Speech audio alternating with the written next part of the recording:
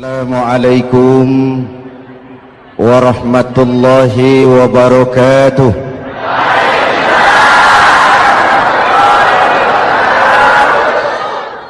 Alhamdulillah wassalatu wassalamu ala Rasulillah Sayyidina Muhammad ibn Abdullah wa ala alihi wa sahbihi wa mawala, amma ba'du.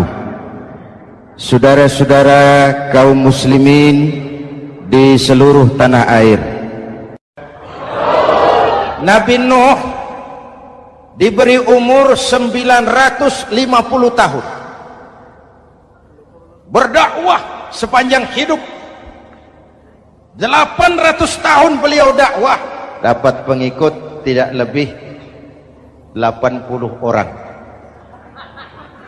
rata-rata 10 tahun satu. Yang dihadapi ini umat yang kurang ajar, bandel, bajingan, tengik.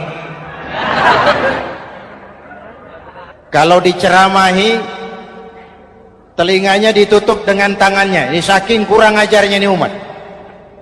Diberikan dakwah, telinganya ditutup dengan tangan. Nabi Nuh ketika di puncak kesabarannya munajat, ya Rabb, bagaimana Nuh? Siang malam saya berdakwah kepada umat ini, saya sampaikan risalahmu, saya canangkan seruanmu, saya sampaikan ajaranmu. Inni da'autu qaumi lailan wa nahara, siang malam saya berdakwah kepada umat. Wa inni kullama da'autuhum ja'alu asabi'ahum fi adhanihim, tiap kali saya sampaikan dakwah kepada mereka, mereka tutup telinganya dengan tangannya. Saya tidak sanggup menghadapi umat seperti ini, ya Allah. Habis mau kamu bagaimana Nuh? Sikat saja sudah semua ini, bikin mati saja. Nanti kalau punya anak, anaknya kafir lagi. Lebih baik bapak moyangnya, mbah-mbahnya sikat semua. Rabbi la tazar 'alal ardi minal kafirina dayyara, jangan disisakan orang kafir, habisin semua. Itu mau kamu? Iya. Buat kapal Nuh, nanti aku turunkan banjir. Dengan apa saya membuat kapal ya Rabb? Pakai kayu Nuh. Kayunya dari mana ya Rabb? Dari pohon tentu. Pohonnya belum ada ya Rabb, tanam dulu Nuh. Membuat kapal kayunya nanam pohon dulu. Apa artinya? Perjuangan bukan simsalabim abracadabra.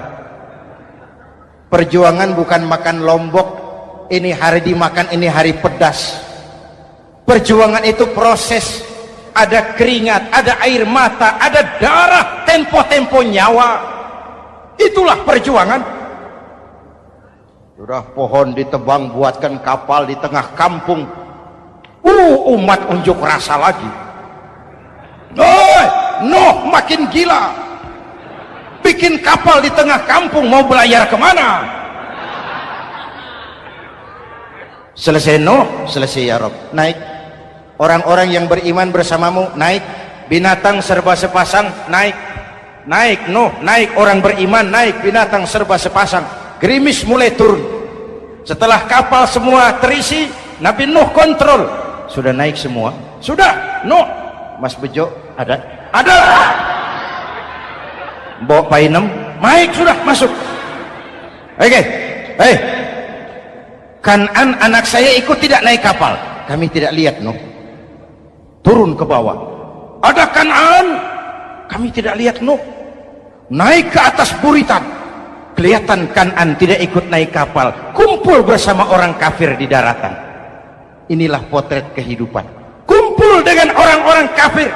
Berapa banyak anak-anak kita tidak mau ikut orang tuanya ke masjid, kumpul dengan orang-orang kafir di tempat maksiat. Nuh karena sayang kepada anak, dari atas kapal memanggil, ya bunayya irkam ma'ana. Ya, ini bahasa orang manggil Pak. Kan'an, kesini nak, naik kapal sama papi. Ini terjemahan bebas. Jawab Kan'an di bawah, Tidak mau Pak, saya di sini saja. Jangan nak, Allah sedang murka, akan turun banjir. Kalau datang banjir Papa, sa'awi ila jabalin ya'simuni minal ma'. Saya akan naik ke gunung tinggi yang bisa menyelamatkan saya dari banjir. Kan'an naik ke gunung tinggi, gunung pun tenggelam dihantam banjir. Dalam puncak kepedihan, Nabi Nuh akhirnya sadar, ya Allah, kalau orang kafir tenggelam memang saya yang minta, tapi Kan'an kan anak saya. Nuh, anggap Kan'an bukan anakmu. Wa innahu amalun ghairu salih. Nuh sadar, akhirnya bilang, ana urid wa anta turid wallahu fa'alun lima yurid. Aku punya kemauan, kau Kan'an punya kemauan, Allah juga punya kemauan. Kemauan Allah lah yang akhirnya jadi kenyataan. Nek sekarang juga kita ngadepi musim banjir. Bukan banjir air saja, banjir peradaban-peradaban yang masuk ke negeri kita. Banjir maksiat, banjir munkarot. Kalau kita sudah ke masjid, kita sudah naik kapal.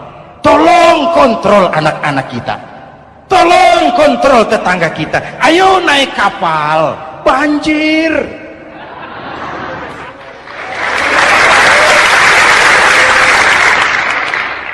Ditutup ayat ini dengan wala'allakum tashkurun.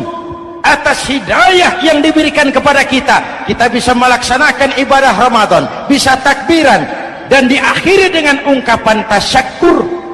Tasyakkur dan tafakkur, mensyukuri nikmat. Saya berulang kali mengingatkan, nikmat bisa berubah menjadi azab kalau kita tidak pandai mensyukurinya. Bayangkan Pak, tahun 87-an kita itu jadi negara yang berswasembada pangan. Beras kita cukup untuk rakyat kita. Sekarang kita jadi pengimpor beras terbesar. Kita beli beras ke Vietnam, kita beli beras ke Thailand, ke negara-negara yang lebih kecil dari kita. Kenapa? Karena sawah kita tanami gedung dan beton.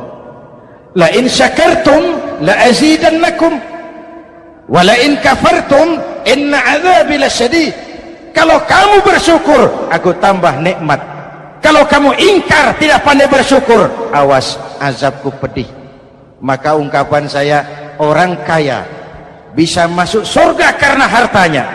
Orang kaya bisa masuk neraka juga karena hartanya. Syukur apa tidak syukur?